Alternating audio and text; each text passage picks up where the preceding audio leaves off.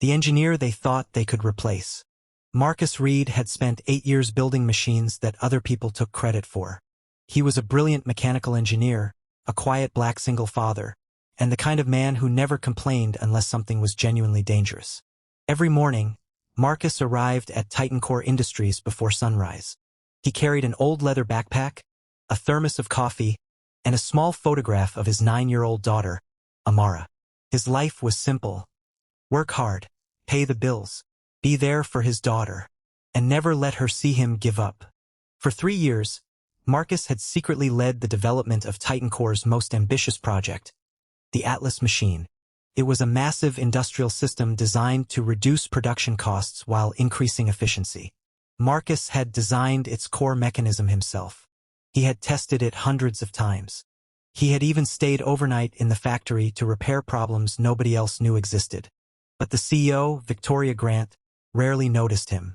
To her, Marcus was simply another employee.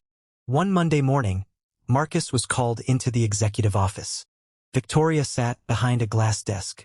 Beside her stood a young engineer named Daniel Brooks, recently hired from a famous technology company. Victoria folded her hands. "Marcus, we've decided to restructure the engineering department." Marcus immediately understood. "I'm being replaced." Victoria avoided his eyes. "We believe Daniel brings a stronger background and fresh ideas." Marcus nodded slowly. "And the Atlas machine? It's moving forward under Daniel's leadership." Marcus looked at her. "Does Daniel know how the system works?" Victoria smiled. "He's an exceptional engineer. I'm sure he'll figure it out."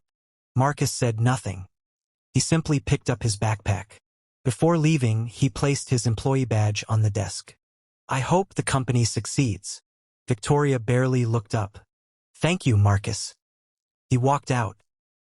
There was no argument. No shouting. No dramatic speech.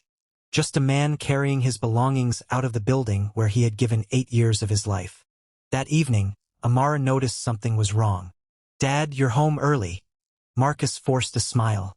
"Yeah, things changed at work." "Did you get fired?" Marcus froze. Children sometimes saw what adults tried to hide. He sat beside her. "Yes." Amara's eyes filled with concern. "Are we going to be okay?" Marcus smiled. "We're going to be more than okay." He hugged his daughter. And for the first time in years, Marcus had no idea what tomorrow would bring. Meanwhile, inside Titan Core, Daniel took over the Atlas project. He looked at Marcus's designs and laughed. "This is it." Victoria stood nearby. "You can improve it." Daniel confidently nodded. "I can rebuild the whole thing." But 2 days later, the machine stopped. Then it happened again. And again. Production slowed. The company began losing thousands of dollars every hour. Daniel blamed the equipment, then the software, then the factory workers. Finally, he said something that made Victoria nervous. "I need Marcus." Victoria stared at him. "Why?" "Because whoever designed this machine understood something I'm missing." Victoria's face changed. "Marcus designed it." Daniel looked shocked. "Marcus?" "Yes." Daniel stared at the blueprints. "He designed the entire core system?" Victoria didn't answer. That night, engineers worked until midnight. Nothing worked. The next morning, Titan Core's biggest client threatened to cancel its contract. The CEO called an emergency meeting. Everyone sat silently around the conference table. Then Daniel finally spoke. "There's only one person who can fix this." Victoria already knew the answer. "Marcus." She called him. Marcus answered from his kitchen. "Hello." "Marcus, we need your help." There was a long silence. "You fired me." "I know." "You replaced me." "I know." "And now the machine isn't working." Victoria lowered her voice. "Yes." Marcus looked toward Amara, who was doing her homework at the table. "Why should I help?" Victoria had no answer. Then Marcus said something she would never forget. "Because I built that machine to help people, not to prove myself to you." The next morning, Marcus returned to Titan Core. The entire engineering team watched as he approached the Atlas machine.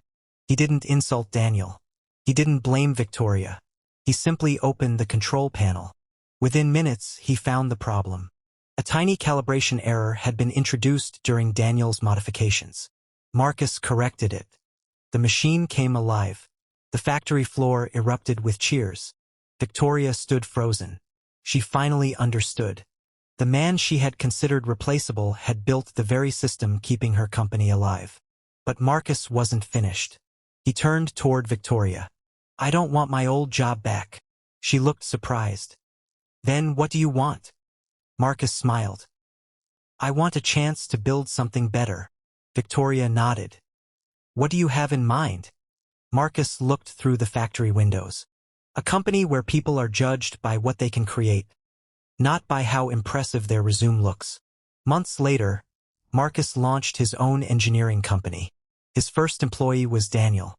His second was a young engineer who had once been ignored because nobody believed she was experienced enough. And every Friday afternoon, Marcus left work early, because Amara was waiting for him. One evening, she asked him, "Dad, are you happy now?" Marcus smiled. "Yes." "Because you became successful?" He shook his head. "No, because I finally learned that losing the wrong door can lead you to the right one." Amara hugged him. And somewhere behind them, the machines Marcus had designed continued running. The CEO who fired him had thought she was removing one engineer. Instead, she had pushed a brilliant father toward building an entire empire.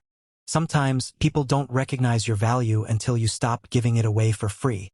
And sometimes, being rejected isn't the end of your story. It's the beginning of the chapter where you finally build something of your own.